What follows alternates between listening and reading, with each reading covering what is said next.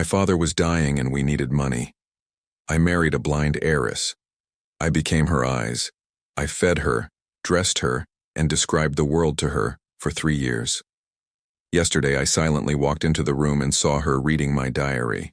She looked up, locked eyes with me and said, "I'm not blind, I watched everything. I'm glad to have you here. Follow this story until the end and comment the city you're watching from so I can see how far my story has reached. My name is Gerald, and I married a woman for her money. I can say it now, 3 years later, sitting in this quiet house in Beacon Hill, where the floorboards creak with every step and the smell of lavender lingers in every room. I can admit it because what started as a calculated decision became something I never expected. Something real. It was January of 2021 when Dr. Morrison delivered the news that would change everything. My father Samuel sat in that sterile hospital room, his 73-year-old hands trembling as he gripped mine. The cancer had spread faster than anyone anticipated. The treatment existed, but it came with a price tag that might as well have been written in another language, $250,000. I was 50 years old, working as a small-town accountant making $3,200 a month. My father's insurance would cover maybe 20% of the costs. The rest would have to come from somewhere else, and that somewhere else didn't exist. I had $17,000 in savings, and Samuel's life insurance policy would only pay out $50,000 after his death, which wasn't exactly helpful for keeping him alive. That's when Dr. Morrison mentioned Paige Whitmore in what he probably thought was casual conversation. She was a patient of his colleague, a woman who had lost her sight in a car accident 5 years earlier. Wealthy family, he said. Very wealthy. Her parents had died in the same accident that took her vision, leaving her with a trust fund worth millions. She was 47, never married, and according to the doctor's casual observation, quite lonely. I remember driving home that night, my hands gripping the steering wheel so tightly my knuckles turned white. The idea that had started as a desperate thought began to take shape. I could hear Samuel's voice echoing in my mind from when I was a child. Sometimes, Gerald, good men have to make hard choices. He'd said that when he worked 3 jobs to put me through college after my mother died. Now it was my turn to make a hard choice. Meeting Paige was surprisingly easy. Dr. Morrison's colleague arranged an introduction at a charity event for the blind community. I volunteered to help with setup, and there she was, sitting alone at a corner table, her fingers tracing the rim of a wine glass. She wore dark sunglasses indoors, and a simple black dress that somehow made her look both elegant and fragile. "Gerald," I said when the coordinator introduced us, "I help organize these events." That was my first lie. I'd never helped organize anything for the blind community in my life. "Paige," she replied, extending her hand in my general direction. I took it, noting how soft her skin was, how perfectly manicured her nails were. "Do you enjoy this kind of work?" "I find it meaningful," I said, which was true in a way. What I was about to do would certainly be meaningful, even if not in the way she understood. We talked for 2 hours that night. She told me about her isolation, how difficult it was to trust people's motives when you couldn't see their expressions. She mentioned almost casually that she received $15,000 a month from her trust fund, and that she often felt like money was all people saw when they looked at her. The irony wasn't lost on me. Here I was, proving her point in the most devastating way possible. Our courtship lasted 3 months. I visited her twice a week, then 3 times, then daily. I described sunsets she couldn't see, read her books in my voice instead of the audio versions she was used to, and slowly became the eyes she had lost. During those months, I learned things about Paige that I hadn't expected to matter. She loved when I described the way snow fell on the windows of her Beacon Hill mansion.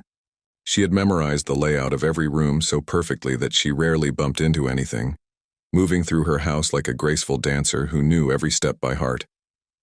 She laughed at my terrible jokes about accounting and listened intently when I talked about my father's condition. Sometimes I caught myself forgetting why I was there. We married in April of 2021 in a small ceremony in her living room. I wore my father's old suit, and she wore a cream-colored dress that she said had been her mother's. The justice of the peace asked us to exchange vows, and I promised to be her eyes, to protect her, to love her. When I said the words, something strange happened. They didn't feel entirely like lies. The photograph from that day sits on the mantel above the fireplace. In it, I'm looking at her with an expression that could be mistaken for devotion. She's smiling, but there's something in her posture, something slightly stiff, that makes the whole scene look like we're both performing roles in a play we didn't audition for. My father's treatment began immediately. The experimental therapy Dr. Morrison recommended was aggressive and expensive, but for the first few months it seemed to be working. Samuel's color returned, his appetite improved, and he started talking about things he wanted to do when he got better. I visited him every day after spending my mornings with Paige, describing her world to her and helping her navigate daily tasks. Living with Paige was unlike anything I had imagined. She moved through the house with a confidence that amazed me, her fingers trailing along walls and furniture with practiced ease. She could cook simple meals, though I usually handled the more complex dishes, describing each ingredient as I added it so she could learn. "Tell me about the onions," she would say. "Are they golden? Can you hear them sizzling?" I would describe the way they turned translucent, the sound they made in the hot oil, the smell that filled the kitchen. She would tilt her head, listening with an intensity that made me feel like my words were creating the only reality she could access. In the evenings, we would sit by the fireplace, and I would read to her.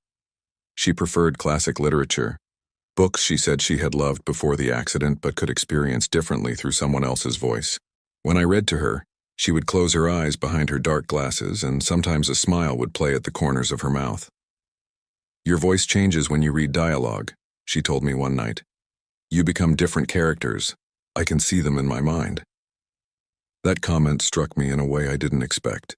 She was seeing things through my words, trusting me to be accurate, honest, complete.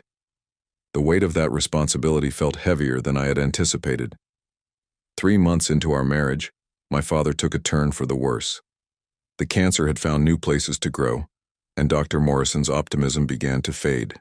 I started spending longer hours at the hospital, leaving Paige alone more often than I preferred. She never complained, never made me feel guilty for the time I spent away, but I could sense her loneliness growing. One evening, I came home to find her standing by the window in the living room, her hand pressed against the glass.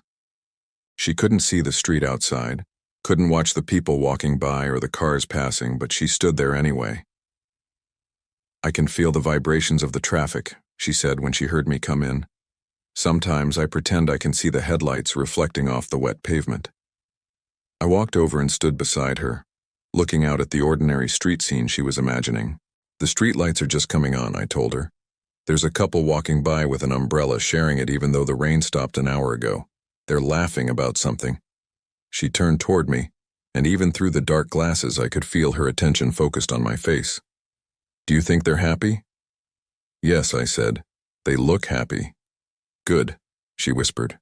"I like to think there are happy people in the world I can't see."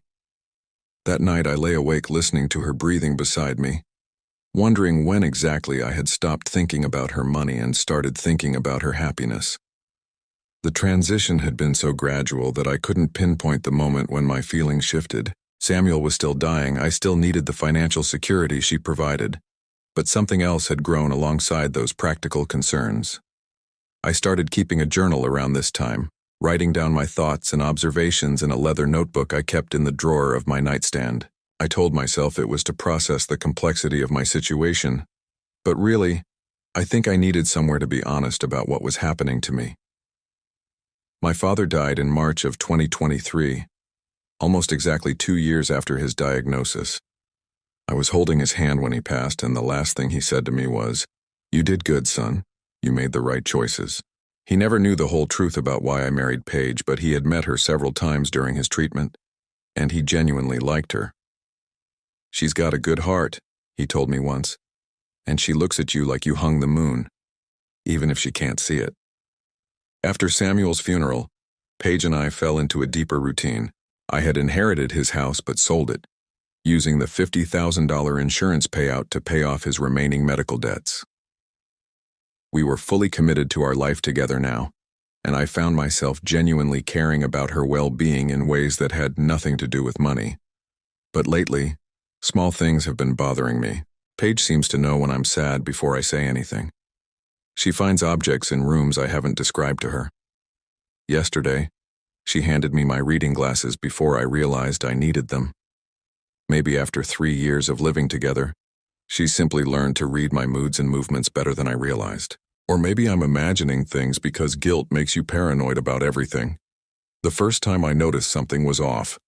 We were in the kitchen making breakfast. I was standing behind Paige, guiding her hands as she scrambled eggs, when she suddenly stepped sideways to avoid the cabinet door I had left open. The problem was I hadn't mentioned the door to her. I hadn't described the kitchen layout that morning at all. "Careful," I said after she had already moved. "There's a cabinet door open." She paused, her hand still holding the spatula. "Oh, thank you." I told myself she must have heard the slight creak of the hinges, or felt the air movement differently with the door open. After 3 years of living without sight, her other senses had probably become incredibly acute. That had to be it.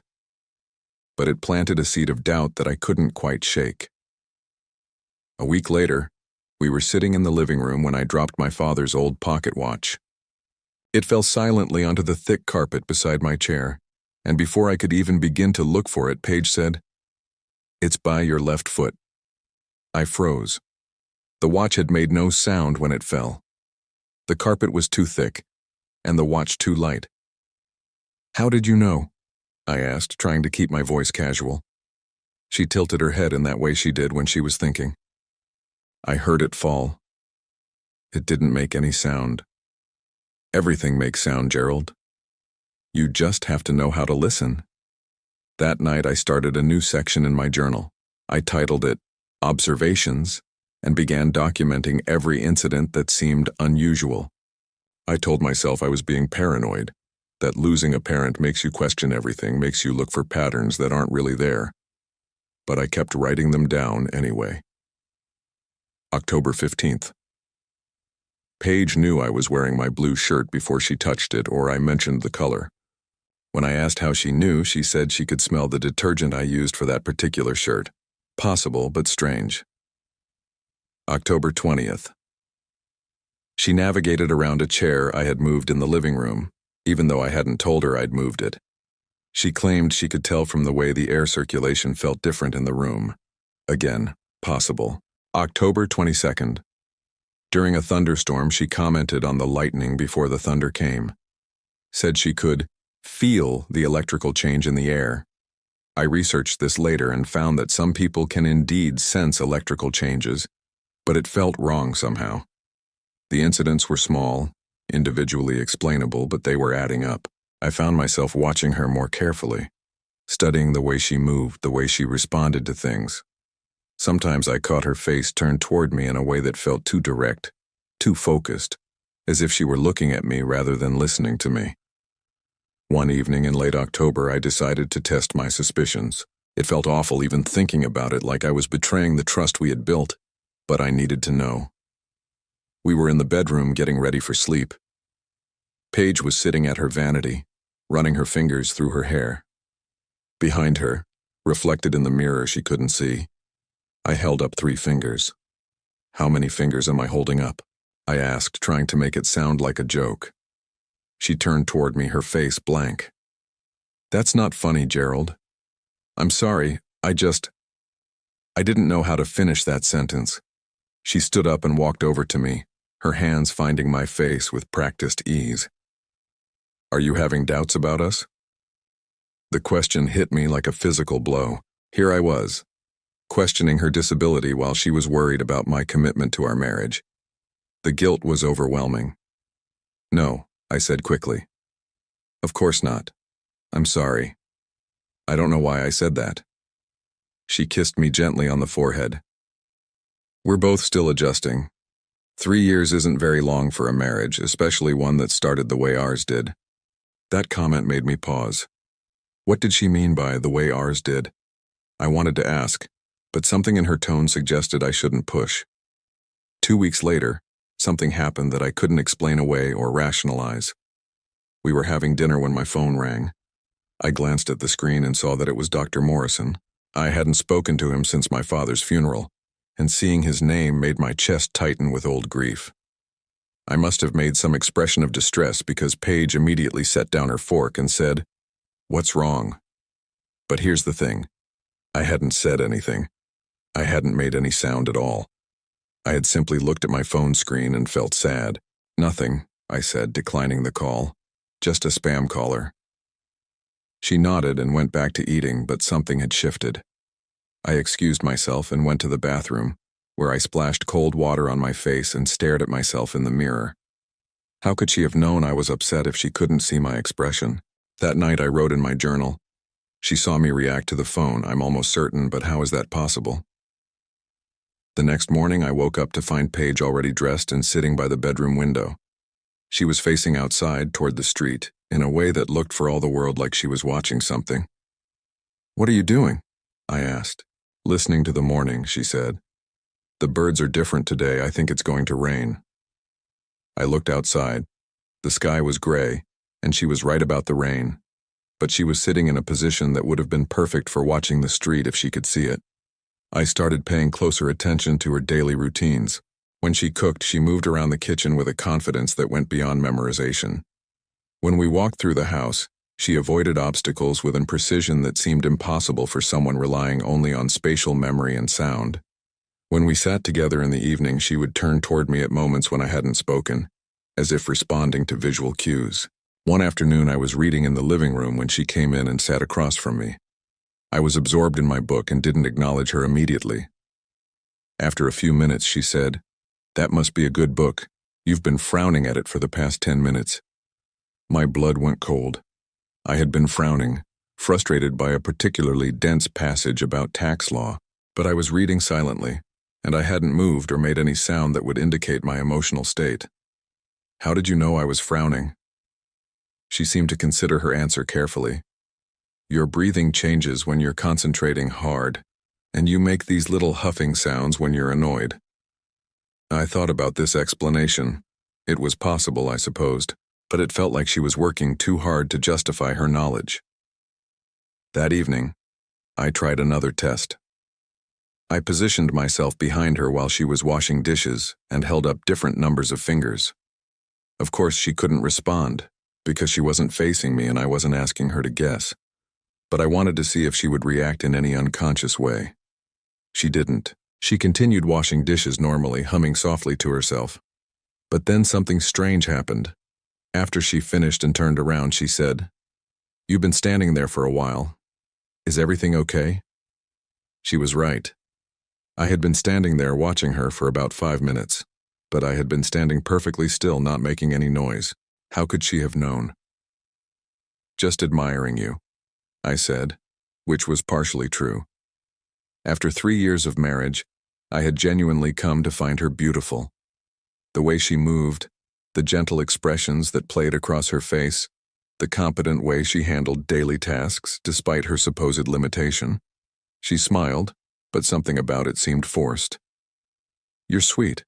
As November progressed, the incidents became more frequent and more impossible to explain. She would comment on my clothes before I told her what I was wearing. She would turn toward sounds that were too quiet for someone to hear from across the room.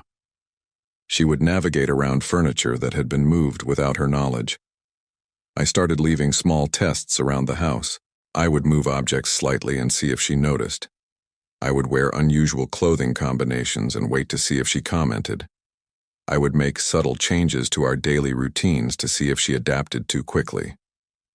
The results were unsettling. She seemed to notice everything. One evening, I was particularly frustrated after a day of subtle testing that had yielded suspicious results. I was writing in my journal, documenting another impossible incident, when Paige came into the bedroom. "You've been quiet tonight," she said, sitting on the edge of the bed. "Is something bothering you?" I closed the journal and slipped it into the nightstand drawer. "Just tired." She was quiet for a moment. Then she said something that made my heart race. "Gerald, do you ever wonder if the people we love are keeping secrets from us?" The question hung in the air between us like a challenge. I felt like she was looking directly into my soul, even through those dark glasses she always wore. Everyone keeps some secrets, I said carefully, but what about the big ones? The ones that change everything? I stared at her, my pulse pounding. Was she talking about my original motives for marrying her? Or was she talking about something else entirely? What kind of secrets are you thinking about? She lay down beside me and curled up against my shoulder. Nothing specific, just wondering. But as I held her that night, feeling her breathing against my chest, I couldn't shake the feeling that she knew something I didn't know she knew. The next morning, I made a decision. I was going to start being more systematic about my observations. If Paige was hiding something about her condition, I was going to figure out what it was. I owed it to both of us to understand the truth. I had no idea how much the truth was going to cost. It happened on a Tuesday morning in early November. I had told Paige I was going to the grocery store, but I forgot my wallet and came back 15 minutes later. The house was quiet when I entered through the front door, my footsteps muffled by the thick Persian rug in the hallway. I was heading toward our bedroom to get my wallet when I heard something that made me freeze. The soft sound of pages turning. Not the thick, deliberate movement of someone reading Braille, but the quick, light flutter of someone scanning regular text. My heart started pounding as I crept closer to our bedroom. The door was slightly ajar, and through the gap, I could see Paige sitting at the small desk by the window. She wasn't wearing her dark glasses. Her head was bent over something, and her eyes were moving back and forth across the page in the unmistakable pattern of someone reading.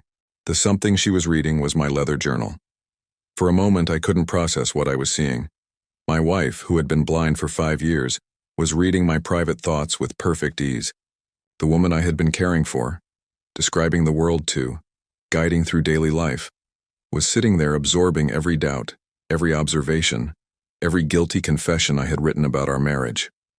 I must have made some sound, a sharp intake of breath or a footstep on a creaky floorboard, because she looked up. Our eyes met directly, and in that instant the entire foundation of our relationship crumbled. She didn't look startled. She didn't fumble for her glasses or try to pretend she hadn't been reading. She simply closed the journal carefully and said, "Hello, Gerald. You can see." The words came out as a whisper. "Yes." "How long?" She set the journal down on the desk and turned to face me fully. Without the dark glasses, her eyes were a clear blue I had only glimpsed briefly during our wedding ceremony. They were intelligent, alert, and completely focused on my face. I was never blind, Gerald. Not for a single day of our marriage. The room started spinning around me. I gripped the doorframe to steady myself, feeling like I might collapse. "That's impossible. The accident. The doctors," Dr. Morrison said. Dr. Morrison said what I needed him to say. Her voice was calm, matter-of-fact, as if she were discussing the weather. "The car accident was real. My parents did die, but I never lost my sight." I stumbled into the room and sat heavily on the edge of our bed. 3 years. For 3 years you've been. Watching you, yes. The simple admission hit me like a physical blow. Every moment of tenderness, every careful description of sunsets and strangers on the street, every gentle guidance through daily tasks, every time I had thought I was alone with my thoughts and emotions, she had been watching. Why? The word came out broken, barely audible. Paige stood up and walked over to the window, looking out at the street she had pretended never to see. Because I needed to know if someone could love me for who I am, not what I have. Because I've spent my entire adult life wondering if people care about me or my trust fund. "So you lied to everyone." "Yes, just like you did." The accusation stung because it was true. I had lied about my reasons for marrying her, just as she had lied about her condition. But somehow her deception felt bigger, more elaborate, more cruel. "I read your journal, Gerald. All of it. I know you married me because your father was dying and you needed money for his treatment." She turned back to me, her expression unreadable. "But I also know what else you wrote." My stomach dropped.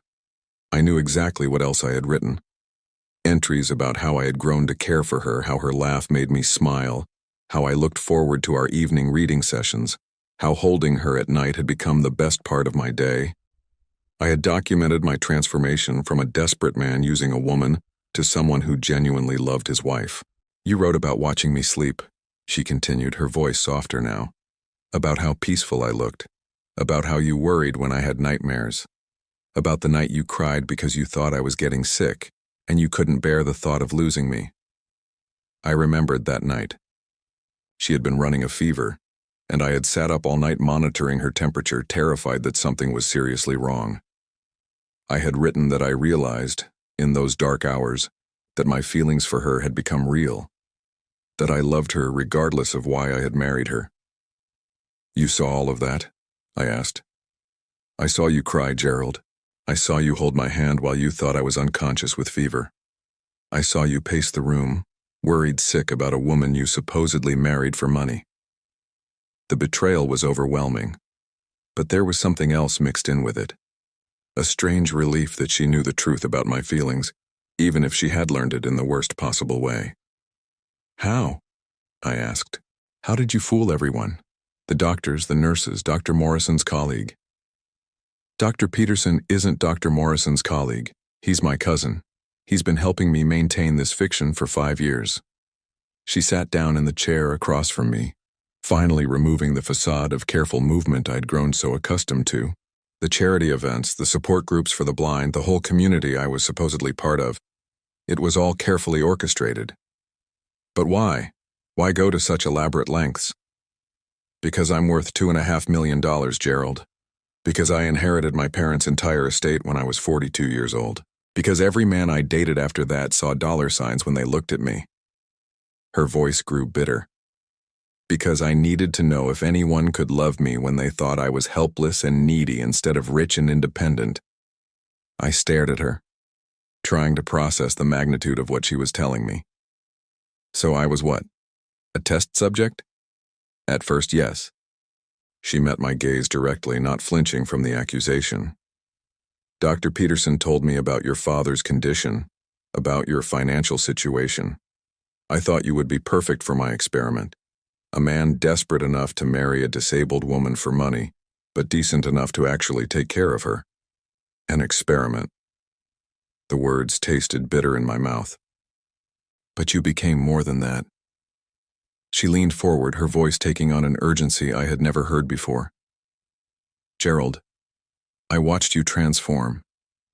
I watched you go from someone who was performing kindness to someone who genuinely felt it. I saw you fall in love with a woman you thought was broken. How could you watch me suffer through my father's death and not say anything? How could you let me believe I was alone in my grief when you were right there seeing everything? Because you weren't alone. You held my hand through every difficult night. You told me about your memories of him. You shared your pain with me, even when you thought I couldn't fully understand it because I couldn't see your expressions. She paused, but I could see them, Gerald. I saw every tear, every moment of anguish, and I wanted to comfort you, but I couldn't break character. The cruel irony of it hit me like a wave. She had been there for me during the worst period of my life, but she had also been lying to me every single day of it. You read my doubts about you, I said, nodding toward the journal. You knew I was starting to suspect something. I've known since October 15th when you first wrote about my unusual behavior. She almost smiled. You're very observant, Gerald. More observant than I gave you credit for. I had to be increasingly careful after that. The tests I was doing, you knew about those too. Of course.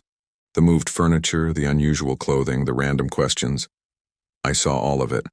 I even saw you holding up fingers behind my back, trying to catch me in a mistake. I felt my face burn with embarrassment. All of my careful detective work, all of my subtle investigation, she'd been aware of every bit of it. Why didn't you stop me? Why didn't you say something sooner? Because I was trying to decide what to do. Because reading your journal made me realize that we had both started this marriage as lies, but we had both developed real feelings along the way. She stood up and walked over to the dresser where our wedding photo sat. Because I was terrified that if I told you the truth, I would lose the only genuine love I've ever had. Genuine love? I laughed bitterly. What's genuine about any of this? We're both frauds, Paige. We both entered this marriage under false pretenses. But we're not the same people who entered that marriage. She picked up the wedding photo and stared at it. Look at this picture, Gerald, really look at it. We're both performing, both playing roles we thought we needed to play. But what we built after that day, the life we've shared, the way we've cared for each other, that wasn't performance. That was real. I looked at the photo she was holding. She was right. We both looked stiff, artificial, like actors in a play neither of us wanted to be in. But I remembered the months that followed, the gradual ease that had developed between us, the quiet moments that had felt authentic, despite the lies surrounding them. I fell in love with you, Gerald, she said quietly, not with the man who married me for money, but with the man who read to me every night, who worried about me when I was sick, who held me when I had nightmares about my parents' accident.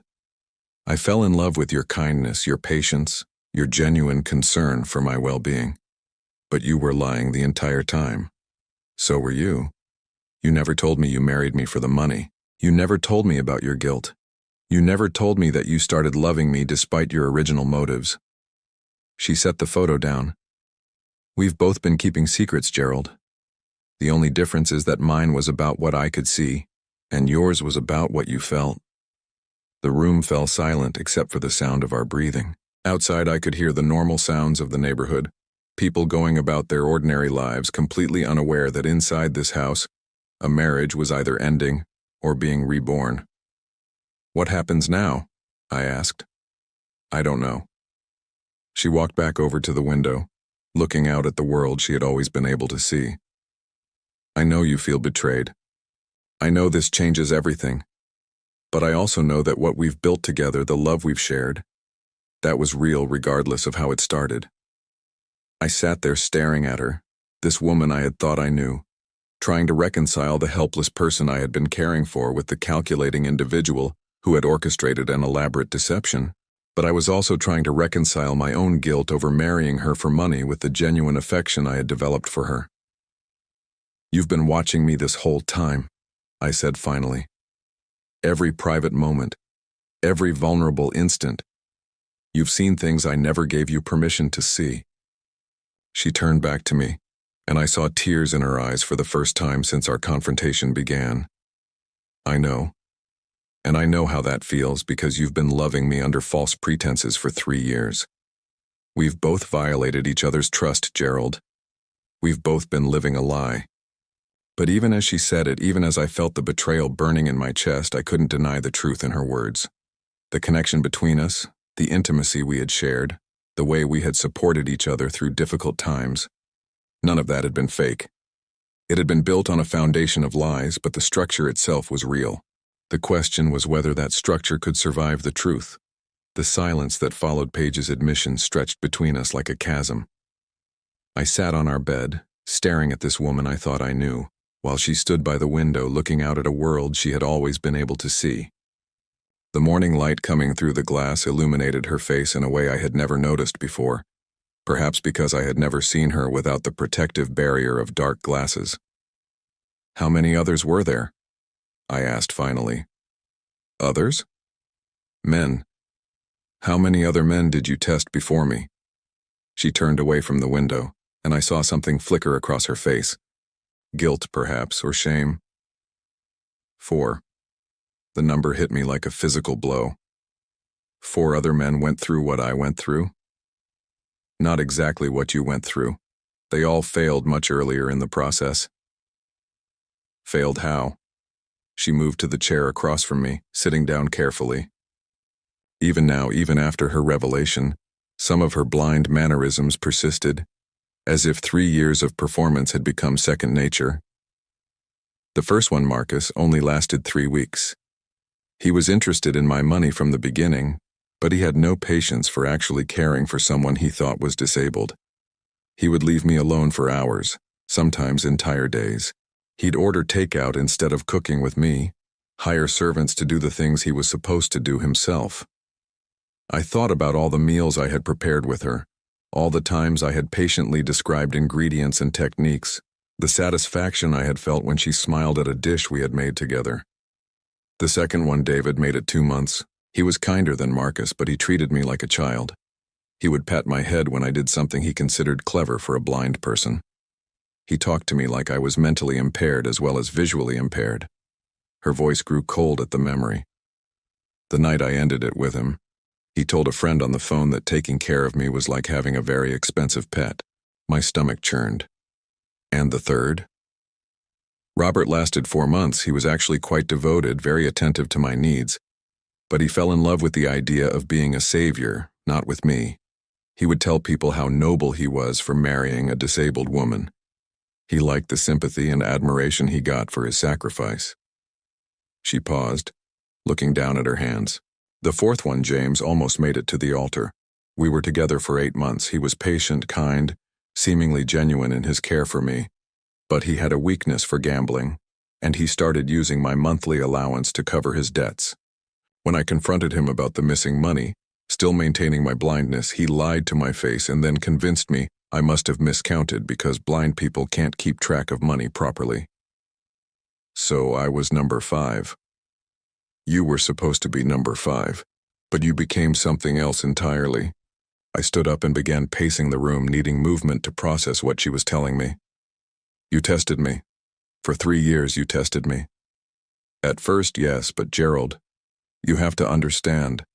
After the first few months, it stopped being a test. It became real life. Real life? I spun around to face her. What about when I cried at my father's funeral? Was that a test? What about when I held you during thunderstorms because you said they reminded you of the night your parents died? What about when I sat up all night when you had food poisoning, describing every sound and sensation to keep you calm? Those weren't tests. Her voice was barely above a whisper.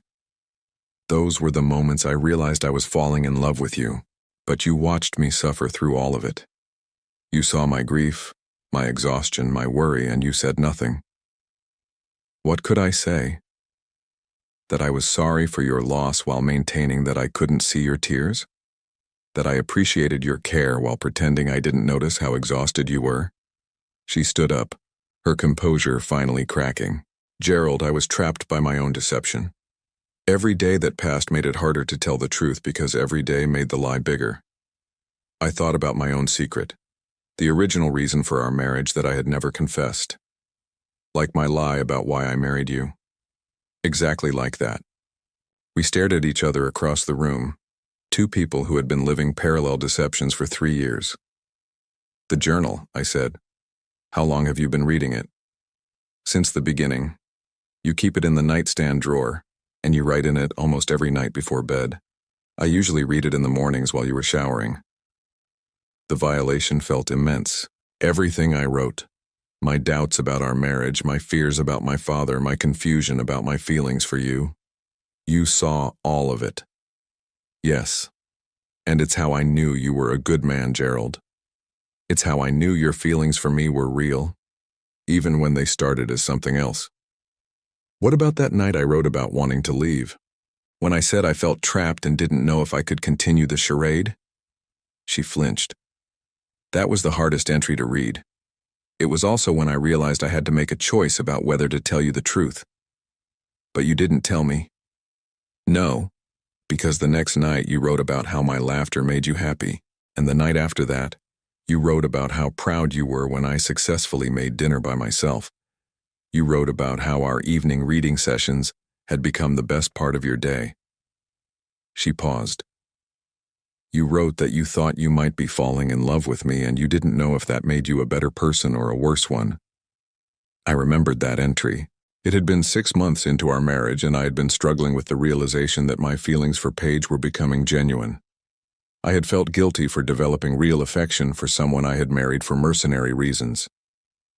You wrote about the night you realized you loved me, she continued. It was when I had that fever, and you stayed awake all night taking care of me. You wrote that watching me sleep, knowing how vulnerable I was, made you understand that your feelings had become real, that you would protect me regardless of money or obligations. You remember it exactly. I memorized it. Because it was the moment I realized that my test had become real life for both of us. I sat back down on the bed, feeling drained. So what happens now? We both know the truth about each other. We both know our marriage started as a lie. I don't know. She sat down beside me, carefully maintaining some distance. I know you feel betrayed by what I've done. I know watching me without my knowledge feels like a violation. It does. Every private moment, every time I thought I was alone with my thoughts, you were there observing me. But Gerald, you were never alone. Even when you thought I couldn't see you, I was still there with you. When you cried about your father, I cried too, but you couldn't see my tears. When you worried about me during my fever, I wanted to tell you I was okay, but I couldn't break character. You could have told me the truth at any point. So could you. You could have told me you married me for money. You could have explained about your father's medical bills, about your desperation. Instead, you let me believe you chose me for love. The parallel stung because it was accurate. We had both been living lies, both protecting ourselves from vulnerability at the other's expense. The difference is that I developed real feelings for you, I said. So did I. Gerald, I watched you become a different person over these 3 years. I watched you go from someone who was performing kindness to someone who genuinely felt it. I watched you learn to love someone you thought was damaged and helpless. But you're not damaged or helpless. No, I'm not. But you didn't know that when you fell in love with me. You loved someone you thought needed your protection, your guidance, your constant care. You loved me when you thought I couldn't give you anything back except companionship. I thought about this. It was true that I had developed feelings for Paige, believing she was completely dependent on me. I had found satisfaction in being needed, purpose in being essential to her daily life. What about you? I asked. What did you fall in love with? I fell in love with your patience, with the way you never got frustrated when I asked you to describe something for the 3rd time, with how you would spend an hour helping me organize my closet so I could find things independently, with the way you held me when I pretended to have nightmares about my parents. You pretended to have nightmares? Some of them were pretend, but some were real.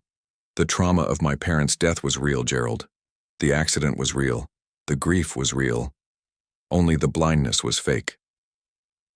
So I was comforting you for real trauma while you were lying about your disability. Yes, and you were genuinely helping me while lying about why you married me. We sat in silence again, the weight of our mutual deceptions settling around us like dust. Outside, I could hear normal sounds of life continuing, people going to work, children walking to school, the world carrying on while ours fell apart. I need to ask you something, I said finally. Okay. That night when you asked me about secrets, about whether people we love keep secrets from us, were you testing me then? No. I was trying to give you an opening to tell me the truth about why you married me. I was hoping you would confess so that I could confess too. But I didn't. Neither did I. So we both failed that test. We both chose to protect ourselves instead of being vulnerable with each other. I looked around our bedroom at the life we had built together over 3 years. The books I had read to her were still stacked on the nightstand. The clothes I had helped her organize were still neatly arranged in the closet. The photos from our wedding and the few trips we had taken together were still displayed on the dresser. Was any of it real? I asked. All of it was real, Gerald. The only thing that was fake was my blindness. Everything else, every moment of connection, every laugh, every tender gesture, every night we held each other, that was all genuine. But it was based on a lie. It was based on 2 lies. But what grew from those lies was honest. I stood up again, needing to move. I don't know if I can get past this, Paige. The deception, the manipulation, the way you watched me without my consent for 3 years. I understand. Do you? Do you understand that every moment I thought was private was actually being observed? That every vulnerable instant was being cataloged and analyzed? Yes. And do you understand that I fell in love with a man who was only with me because his father was dying and he needed money? The accusation was fair, but it still felt like a punch to the gut. That's not who I became. I know. Just like the woman who manipulated you into marriage isn't who I became either. So what are we supposed to do with that? The question hung in the air between us for what felt like hours, but was probably only minutes. What were we supposed to do with the knowledge that our entire marriage had been built on mutual deceptions, but that somewhere in the middle of those lies, we had found something real? I walked to the window where Paige had been standing and looked out at the street. Everything looked the same as it had that morning when I left for the grocery store, but the world felt completely different now. A man was walking his dog. A woman was getting into her car. Children were riding bicycles on the sidewalk. Normal people living normal lives, while inside this house everything I thought I knew about my marriage was crumbling. "Gerald," Paige said softly behind me. "Talk to me." I turned around to face her. She was still sitting on the bed, her hands folded in her lap, looking smaller somehow without her dark glasses and without the careful posture she had maintained for 3 years. "I need to understand something," I said. "When you watched me grieve my father, when you saw me crying and exhausted and falling apart, how could you not say something? How could you let me suffer alone when you could see exactly how much pain I was in? I wasn't letting you suffer alone. I was suffering with you. But I didn't know that. I thought you couldn't see how much I was struggling. I thought I was protecting you from the worst of my grief because you had enough problems of your own. I know. And I wanted to comfort you more than you'll ever understand. There were nights when you would cry yourself to sleep thinking I was already asleep, and I would lie there wanting to hold you, wanting to tell you that everything would be okay, but I couldn't without revealing everything. I thought about those dark months when my father was dying, how I had tried to be strong for Paige during the day, and then would collapse with exhaustion and grief when I thought she couldn't see. Knowing that she had witnessed all of that vulnerability without my consent felt like being stripped naked in public. You saw me at my weakest moments and said nothing. Yes, just like you lived with me for 3 years knowing you had married me for money and said nothing. That's different. How is it different, Gerald? You let me fall in love with you knowing that your original motives were financial. You let me believe you had chosen me for love when you had really chosen me for survival. Because I did fall in love with you, my feelings became real. So did mine. The difference is that you could have told me the truth about your father and his medical bills at any time without destroying your life. I couldn't tell you the truth about my sight without admitting to a massive fraud.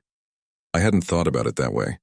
If I had confessed to Paige that I married her initially for financial reasons, the worst that could have happened was that she would be hurt and angry. If she had confessed to faking blindness, she could have faced legal consequences for fraud, not to mention the complete destruction of her social life and reputation. But you did commit fraud, I said. You took money from government disability programs, you received special accommodations. No, I didn't. I never applied for any government benefits. I never took any accommodation money. The only money I used was from my own trust fund, Gerald. The only people I deceived were the men I dated and the doctors who helped me. Dr. Peterson helped you lie to me for 3 years. Dr. Peterson helped me protect myself from men who might have been dangerous. Do you know what it's like to be a single woman with millions of dollars? Do you know how many men have tried to manipulate me, control me, even threaten me when they found out about my inheritance? I thought about the men she had described earlier, the ones who had failed her tests. Is that why you did this, because you were afraid? Partly, but also because I wanted to know if someone could love me when they thought I had nothing to offer except myself. When they thought I was completely dependent on them, vulnerable, needy. But that's not who you are. No, it's not.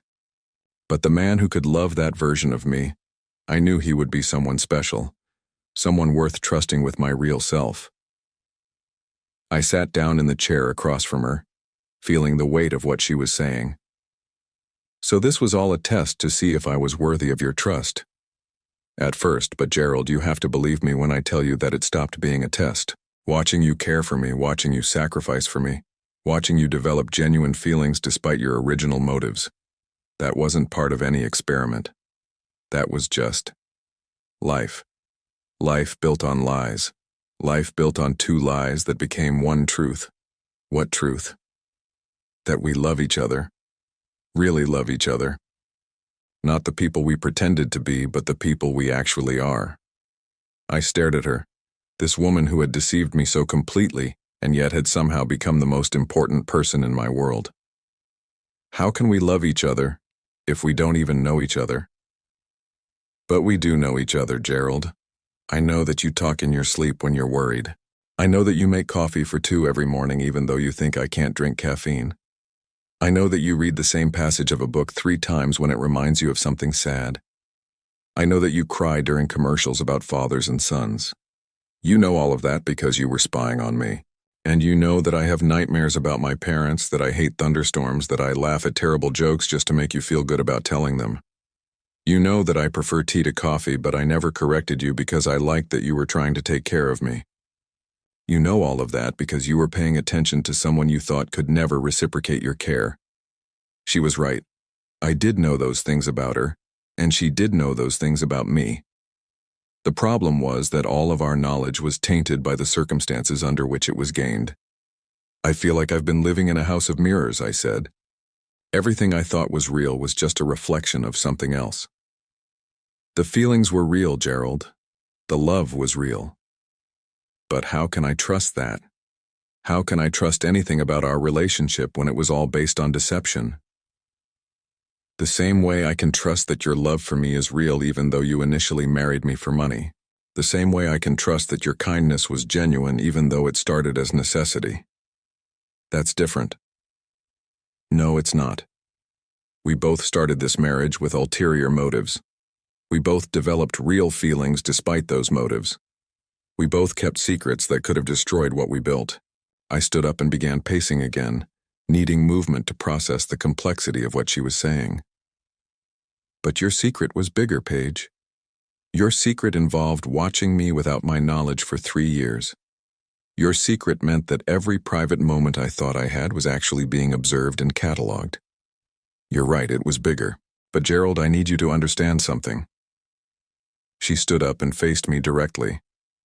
I didn't just watch you. I lived with you. I shared every meal, every conversation, every quiet evening. I may have been able to see you, but you could hear me, touch me, feel my reactions to everything we did together. My responses to you were real. But they were calculated. At first, maybe some of them were. But you can't calculate genuine laughter, Gerald. You can't fake the way someone relaxes in your arms. You can't pretend to be comforted by someone's voice reading to you every night. I thought about all the times I had held her during thunderstorms, how her breathing would slow and her body would relax against mine. I thought about the way she would smile when I described sunsets to her, how she would ask questions that seemed genuinely curious about the visual world she was supposedly missing. How much of it was real? I asked. All of it. Every response. Every emotion. Every moment of connection.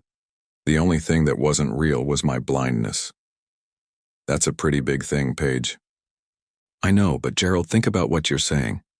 You're telling me that none of our relationship was real because I could see you. But you're the one who taught me that love isn't about what you can see. You're the one who showed me that intimacy comes from paying attention to someone, from caring about their needs, from being present with them. I taught you that? Yes. When you would describe things to me, you weren't just telling me what you could see. You were telling me what you thought I would want to know, what you thought would make me happy or help me understand. When you helped me cook, you weren't just guiding my hands. You were sharing an experience with me, making sure I felt included and capable. I remembered those cooking sessions, how proud I had felt when she successfully completed a complicated recipe, how natural it had become to work together in the kitchen like a team. You made me feel valued for who I was, not for what I could do or what I could see, she continued. You made me feel loved for my thoughts, my humor, my companionship, not for my appearance or my abilities or my money. But I did marry you for your money. Initially, yes, but that's not why you stayed married to me. After your father died, you could have left. The medical bills were paid, your obligation was fulfilled. But you didn't leave. She was right about that. After Samuel's funeral, I had had several opportunities to end our marriage gracefully. I could have claimed that caring for a disabled wife was too difficult without the motivation of my father's medical needs. Instead, I had found myself wanting to stay, wanting to continue building the life we had started. I stayed because I had grown to love you, and I fell in love with you because of how you stayed, because of how you treated me when you thought I couldn't see your kindness, couldn't appreciate your sacrifice, couldn't reciprocate your care. But you could see it. You could see all of it. Yes, I could. And what I saw was a man who was genuinely good, even when he thought no one was watching. What I saw was someone who kept his promises even when they became harder than he expected. What I saw was a person who learned to love someone he initially saw as a means to an end. I stopped pacing and looked at her. What I fell in love with was the illusion. The woman I thought I married doesn't exist. She does exist, Gerald. I am that woman. I do need comfort during thunderstorms. I do love hearing you read. I do laugh at your terrible accounting jokes. The only difference is that I can also see you when you tell them. That's not a small difference. No, it's not.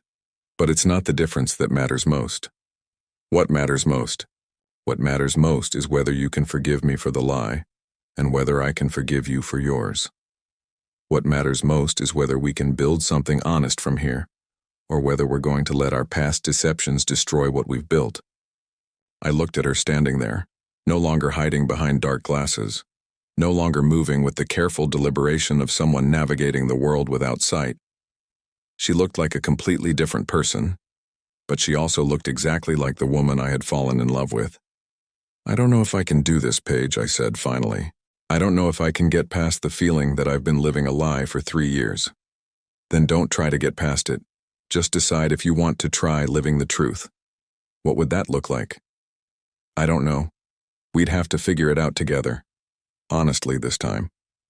The weight of the decision felt enormous. Everything familiar about our life together would have to be rebuilt from the ground up. Every routine, every assumption, every comfortable dynamic would have to be renegotiated now that we both knew the truth about each other. I need time, I said. I understand. I mean real time, not just a few hours or a few days. I need to think about whether this marriage can survive the truth. How much time? I don't know. Maybe we should separate for a while. Maybe I should stay somewhere else while we figure this out. The suggestion hung in the air between us, and I saw something flicker across her face. Fear, maybe. Or loss. If that's what you need, she said quietly. I think it is. Okay. We stood there looking at each other across the room that had been our shared bedroom for 3 years. Tomorrow, it would just be hers again, and I would be somewhere else, trying to figure out whether the love we had built could survive the truth about how we had built it. I spent 2 weeks in a hotel room downtown, staring at the ceiling and trying to make sense of everything that had happened. The Marriott on State Street became my temporary refuge while I attempted to untangle 3 years of love built on mutual deception. Every morning I would wake up expecting to describe the weather to Paige, to guide her through breakfast, to read her the news. Instead, I sat alone with my coffee and my thoughts, trying to decide whether our marriage could survive the truth. The first few days were the worst. I felt angry, betrayed, manipulated. I kept thinking about all the moments when I had believed I was alone, only to realize that Paige had been watching me the entire time. The privacy I thought I had during my father's illness, the vulnerable moments when I had let my guard down, the times I had talked to myself or cried when I thought she couldn't see me.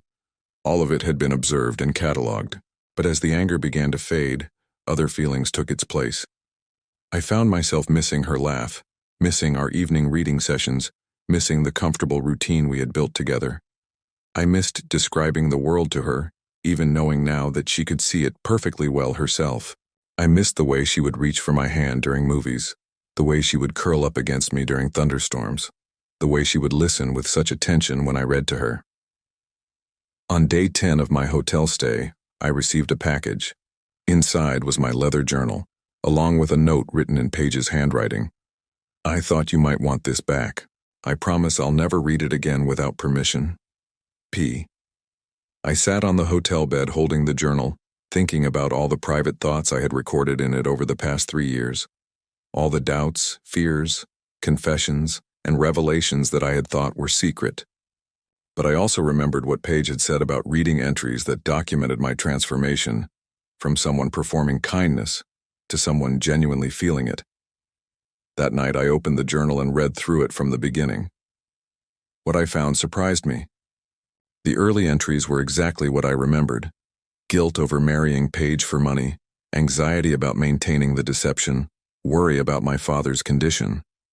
But as I read further, I could see the gradual change in my writing. The guilt became mixed with genuine affection. The anxiety about deception became concern for Paige's well-being. The worry about my father became balanced with appreciation for the woman who was supporting me through the crisis. By the 6-month mark, my entries were full of observations about Paige's humor, intelligence, and grace. I had written about how much I enjoyed our conversations, how comfortable I felt in her presence, how natural our partnership had become. Reading it now, I could see that I had fallen in love with her much earlier than I had admitted to myself. But there was something else in those entries that I hadn't noticed while living through it. Throughout the journal, I had documented moments when Paige seemed to understand me in ways that went beyond what I told her. Times when she comforted me before I expressed sadness, when she knew I was worried without me saying so, when she seemed to see straight into my heart. At the time, I had attributed this to her developing acute sensitivity to my moods and voices. Now I understood that she had literally been seeing into my heart, watching my expressions, reading my body language, observing all the non-verbal cues that I thought she was missing. The revelation should have made me feel more violated, but instead, it made me understand something important. Paige hadn't just been watching me, she had been truly seeing me.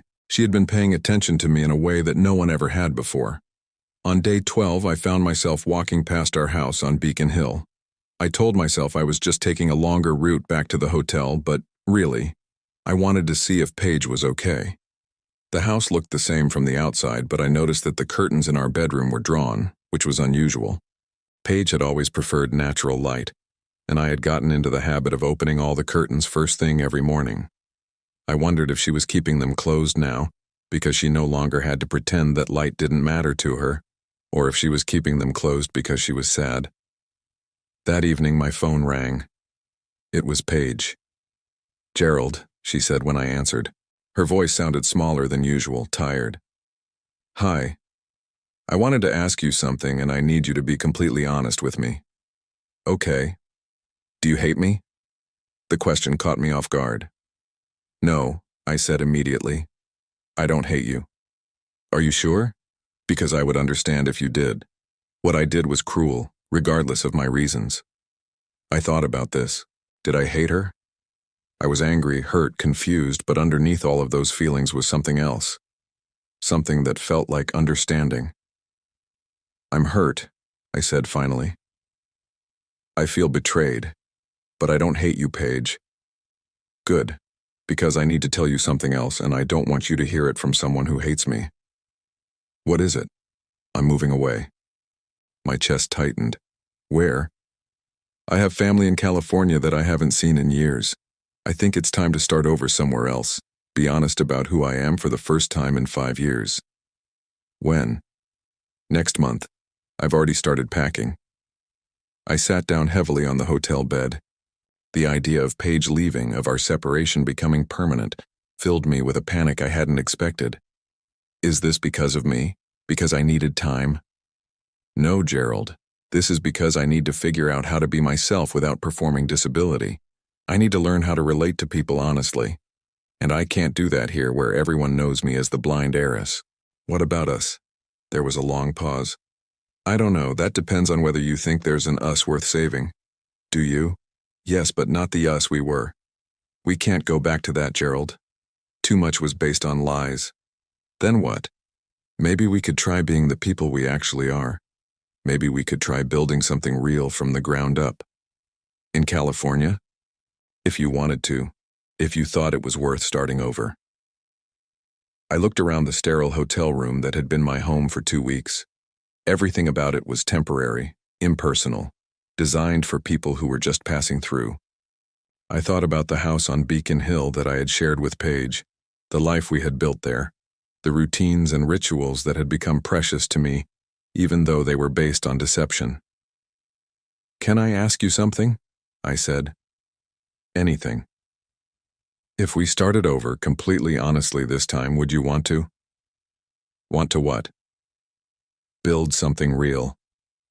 Try being married to each other for who we actually are instead of who we pretended to be. Gerald, are you asking if I would marry you again?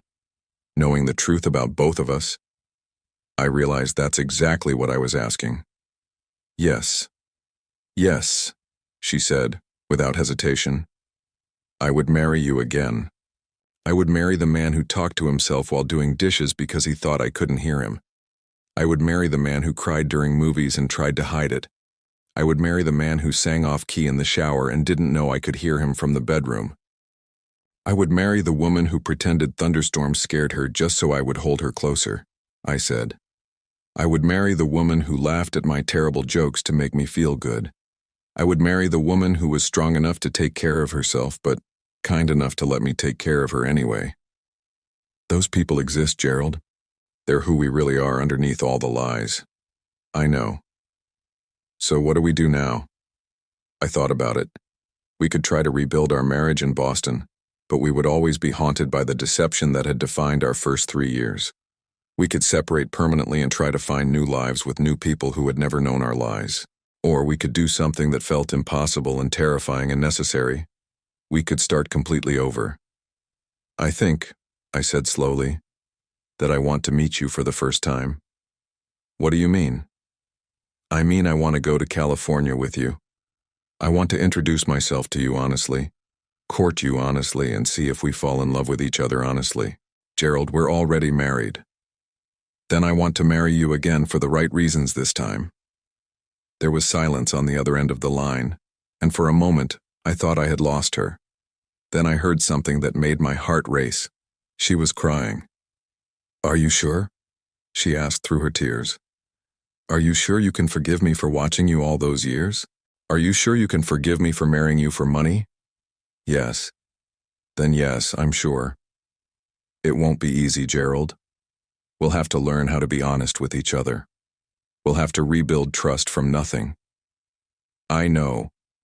But Paige, the truth is I fell in love with you even when I thought you couldn't see me. And you fell in love with me even knowing that I had married you for the wrong reasons. If that's not a foundation for something real, I don't know what is. 6 weeks later, I stood in a small courthouse in Santa Barbara, California, holding the hand of a woman I was meeting for the first time. She wasn't wearing dark glasses, and I wasn't hiding my reasons for being there. We were both exactly who we were. Two people who had found love in the most unlikely circumstances, and were brave enough to try building it honestly. When the justice of the peace asked us to exchange vows, I looked directly into Paige's clear blue eyes and promised to love her for exactly who she was. She looked back at me without any barriers between us and promised to be honest about exactly who she was. The photograph from that day sits on the mantel of our new home in Montecito. In it, we're both smiling, but not the careful, performed smiles from our first wedding. These are the smiles of people who have chosen each other with full knowledge of each other's flaws and capabilities. We still read together in the evenings, but now Paige follows along in her own book. We still cook together, but now she moves around the kitchen with the confidence of someone who can see where she's going. We still hold each other during thunderstorms, but now I know she's not afraid of them. She just likes being close to me. Sometimes we talk about our first 3 years together, about the deceptions and discoveries that brought us to this point. We've agreed that the love was real, even when everything else was fake. We've agreed that we're grateful for the lies that taught us how to love each other honestly. I keep a new journal now, and Paige has never asked to read it. But sometimes, when I'm writing in it, she'll sit beside me on the couch and lean against my shoulder while I work. She's not reading what I'm writing, but she's close enough that she could if she wanted to. The difference is that now she has permission. The trust we've built this time is different from what we had before. It's more fragile in some ways, because we both know how easily it can be broken. But it's also stronger, because it's based on choice rather than necessity, on honesty rather than performance, on seeing each other clearly rather than through the filters of our own needs and fears. I married a woman for her money and stayed for her love. She married me to test my character and stayed because I passed the test in ways neither of us expected. We both learned that sometimes the worst reasons for beginning something can lead to the best reasons for continuing it.